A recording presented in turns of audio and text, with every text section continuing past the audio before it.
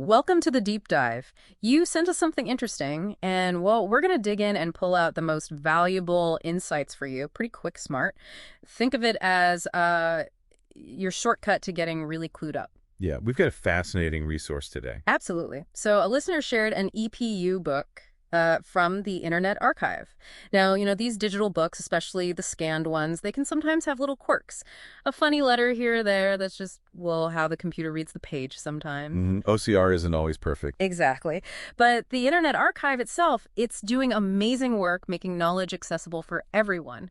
And this book on process consultation in organizations, it's pure gold, even with any little digital hiccups. It really is valuable stuff. And to help us mine that gold, we've got our expert guide here. Happy to be digging into this. Okay, so let's unpack this then.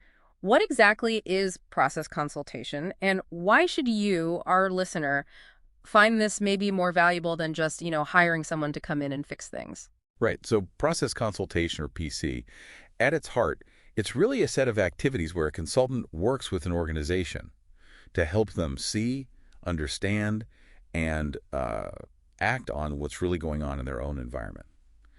The big goal here is client insight. Insight. Okay, so less about the consultant being the expert with all the answers. Exactly. And more about guiding the organization to, see the problem for themselves. Precisely. That's the fundamental difference from, say, more traditional consulting models.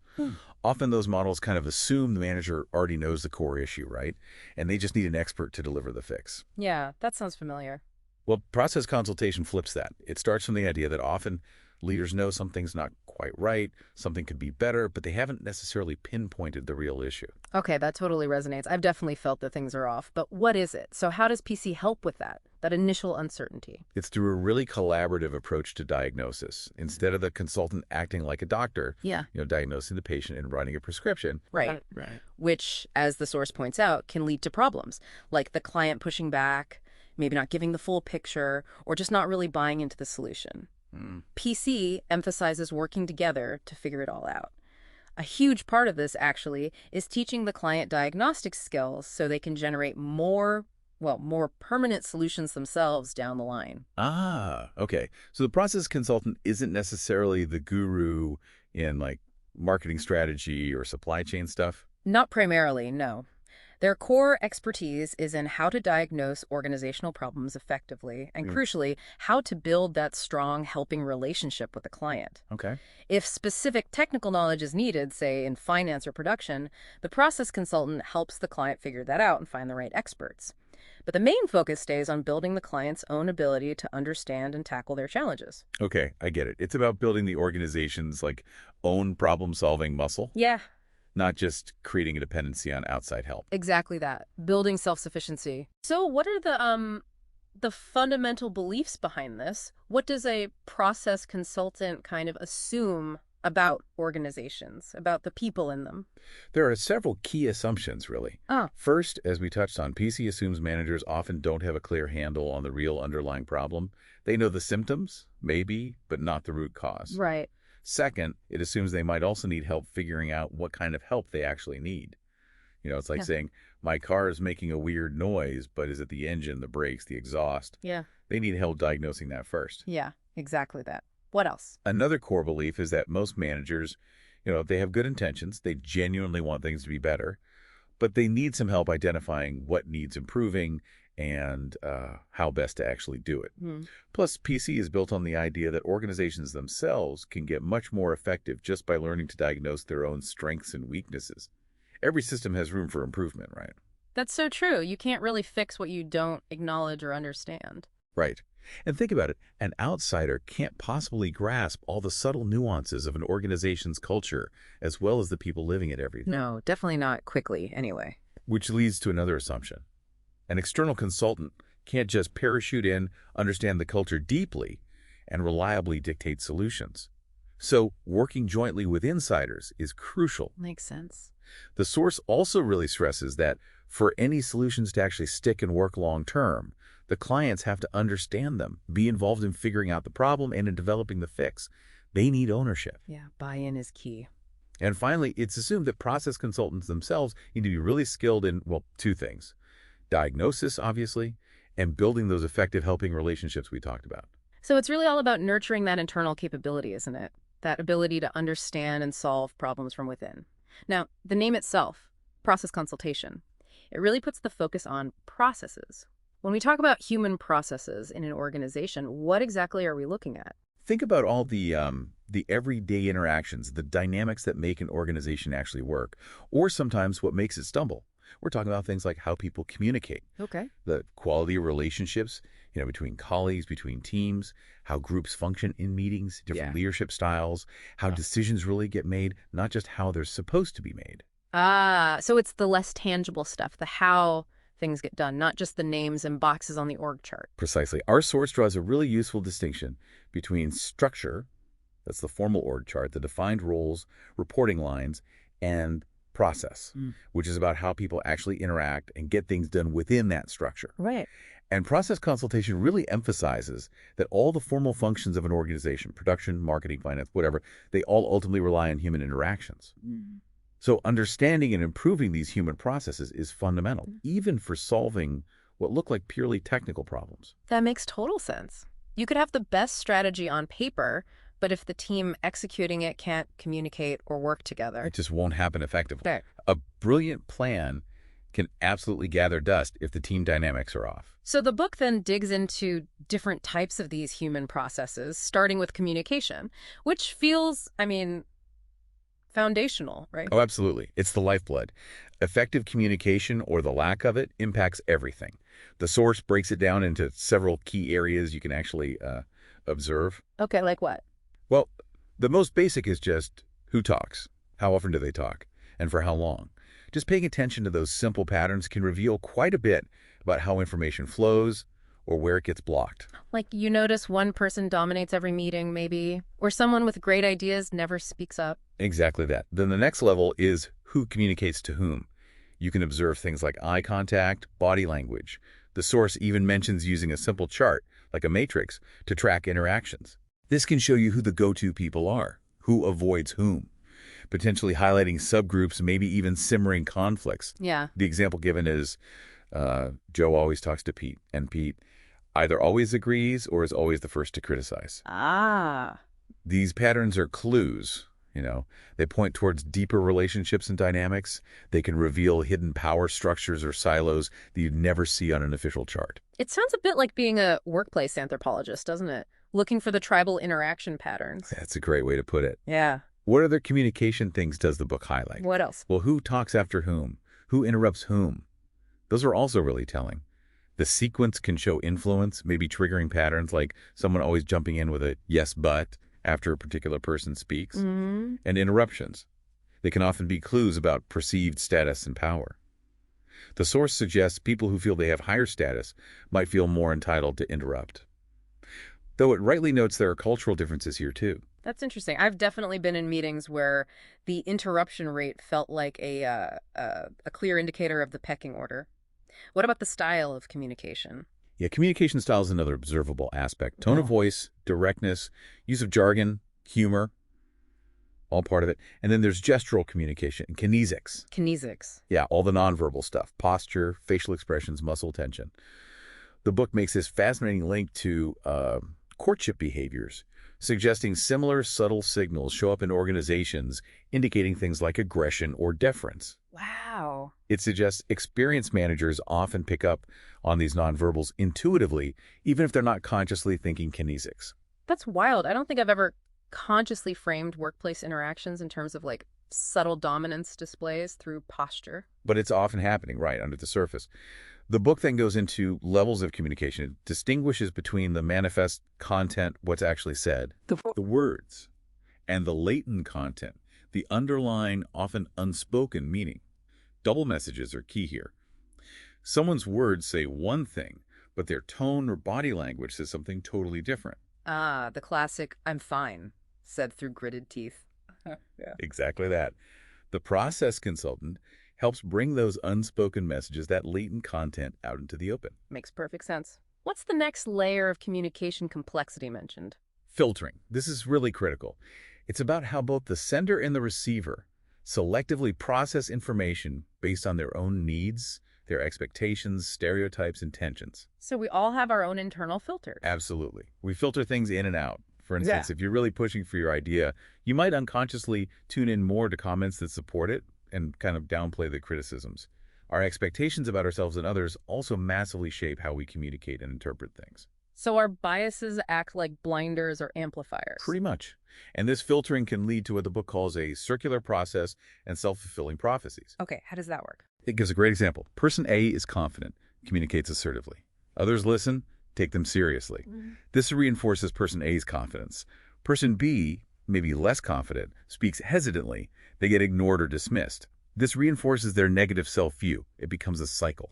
Wow. The consultant's role is to help the group see these cycles, challenge the underlying assumptions, and maybe create space for person B's ideas to be heard based on merit, not just pre-existing perceptions. That's a really powerful insight, how our initial beliefs can literally shape the reality of how a group interacts. The book then shifts to functional roles of group members. What kind of roles and dynamics tend to pop up when people get together in a group? Well, the source points out that when a group first forms, there's often this natural ambiguity, right? About influence, about how individual needs will fit in. This can lead to a bit of what it calls fencing. Fencing, like with swords. Yeah. No, more like subtly testing each other out.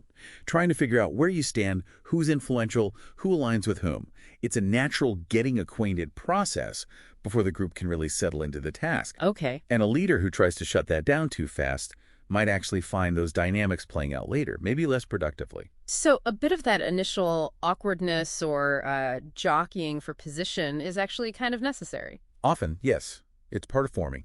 It's also tied to that tension between individual needs and the group's overall goals. People are often subconsciously thinking, what's in it for me, before they fully commit. Makes sense. If too many people hang back, it's hard to get momentum. Sometimes this leads to relying too much on the boss to set the agenda. Ideally, though, the group develops goals that genuinely involve everyone and get their commitment, finding that sweet spot where individual needs and the collective aim align. Finding that sweet spot. The book also mentions emotional responses to group formation. What kinds of feelings typically surface? Yeah, the source highlights 4 common ones in early stages. There's dependency, looking to the leader for all the answers, counterdependency, resisting authority, pushing back, tender support seeking, focusing on alliances, avoiding conflict, and withdrawal denial, kind of checking out, suppressing tension. The consultant helps the group see these not just as difficult people, but as often normal coping mechanisms in that initial uncertainty, and helps distinguish them from task-related contributions. Understanding those underlying emotional currents definitely helps explain some seemingly irrational group behavior I've seen. For sure. Okay, the next big area is group problem solving and decision making. This feels like the core work of so many teams, right? It really is. The source outlines 2 main cycles here. First, Yeah. define the problem, generate ideas, test those ideas. Second, plan the action, take the steps, evaluate the results. And importantly, that evaluation often loops you back to refining the problem definition based on what you learned. Interestingly, the book really emphasizes that defining the problem accurately is often the hardest part. Why is that? It's just a very common human tendency, isn't it, to jump to solutions, to fix the symptom you see, rather than digging for the root cause. Yeah. The book uses the classic falling sales example. Manager sees sales are down, immediately suggests more advertising. But the real issue could be anything. A bad forecast, a new competitor, a product quality issue. Right, could be loads things. Exactly. Without proper diagnosis first, you risk wasting effort on the wrong problem. The consultant's key role here is often to slow the group down, push back against that urge for quick fixes, and really invest time in getting the problem definition right. So resisting the urge to just put out the most obvious fire and instead figuring out what's actually causing the smoke? That's a perfect analogy, yes. Okay, so once the problem is clearer, the group generates and tests ideas. What about that stage? Well, for testing ideas, the source mentions different ways using experience, getting expert opinions, surveys, research. The key is matching the validation method to the idea itself. And crucially, it's not always linear. Testing might reveal something new that makes you rethink the problem definition. The consultant helps the group see this recycling back as a sign of thoroughness, not failure. It's like a continuous refinement, getting closer to the real issue and a solid solution. Exactly. Then comes decision-making. The book lists several ways groups decide, and yeah, some sound much better than others. Definitely. It covers decision by lack of response, where ideas just die on the vine, which can breed resentment. Ah, yeah. Decision by authority, rule efficient? Maybe, but low on buy-in. Decision by minority rule, a small group decides, potentially alienating the rest. Decision by majority vote, very common, but can create winners and losers, with the loser maybe less committed or even looking to win the next battle. Yeah, the tyranny of the majority sometimes. Right. The source notes if you do vote, creating a climate where the minority feels heard and still obligated to support the outcome is important. Those all sound like very familiar scenarios in many workplaces. What about the more collaborative options? The book really champions decision by consensus. It takes time, definitely, but it's highly effective. Consensus isn't unanimity, remember. It doesn't mean everyone loves the decision. Okay. But that communication was open enough, everyone felt heard, and they're willing to support it, even if it wasn't their first choice. The consultant can help the group figure out when this is the right approach, especially for big or procedural decisions. Right. And then there's unanimous consent. Everyone fully agrees. Ideal, but often hard to reach. The big takeaway, though, is that the group should consciously choose its decision-making method beforehand. That's a really vital point. Just being intentional about how you'll decide can prevent so much frustration later on. Absolutely. The book also briefly touches on leadership and authority and intergroup processes. Can you give just this quick snapshot of how process consultation looks at those? Sure. On leadership, it suggests a manager's basic assumptions about people. Are they motivated by money, by growth, really shapes their style. The consultant observes and helps the leader reflect on those assumptions and their impact. For intergroup processes conflicts between teams, it looks at common causes like task interdependence or fighting over resources. It notes consequences like distorted perceptions, negative stereotypes, and it lists ways to improve relations, focusing on shared goals, more interaction, finding superordinate goals that require cooperation, and, relevant here, third-party consultation, which is where PC comes in. Gotcha. It also mentions an image-sharing exercise where groups share perceptions of each other to find discrepancies, and touches on the effects of intergroup competition, like increased cohesion within the competing groups. It sounds like having this wider lens on organizational dynamics is really crucial for a process consultant. Then the book moves into intervention, making the point that basically anything a consultant does is an intervention, right? Exactly. The second part of the source shifts from diagnosis, which we've mostly covered, into doing the intervention strategies and tactics. But it emphasizes that you really need that solid diagnostic understanding first, the stuff we've been talking about, to intervene effectively. This has been such a thorough and really practical look at that diagnostic phase of process consultation. It just highlights how much is going on beneath the surface in any organization. Absolutely. Yeah. It's about peeling back those layers, isn't it? Understanding the human dynamics that are really driving behavior and results. So to wrap things up, what would you say are the absolute key takeaways from this deep dive into diagnosing through process consultation? I think the biggest one is just the power of truly understanding and diagnosing those often invisible human processes. Process consultation really shifts the focus. It's not about the consultant being the hero problem solver. Right. It's about empowering the organization to diagnose and solve its own problems. We saw how crucial analyzing communication is, understanding group dynamics and emotions, being deliberate about problem solving and decision making. Ultimately, building those internal capabilities leads to more sustainable, more effective improvement for the organization itself. This has been incredibly insightful. It really is amazing how much you can learn just by paying closer attention to the how of work, not just the what. I definitely had a few aha moments thinking about my own team experiences through this lens. And that's the real value, isn't it? It gives you, the listener, a new lens, a new framework for understanding the challenges you face in your own work environment. Yeah. So thinking about all these insights, how groups really function, maybe the question for you listening is, what's one process in your own work or team that you might look at differently now? And maybe what's one small diagnostic step you could take this week just to understand it a little better? That's definitely what I'm left pondering. Thank you so much for guiding us through this. My pleasure. It was great to discuss it. And to our listener who sent this in, thank you. A really valuable resource. Maybe we will have to revisit this for a deep dive on the intervention side of process consultation if people are interested. Until next time, keep diving deep.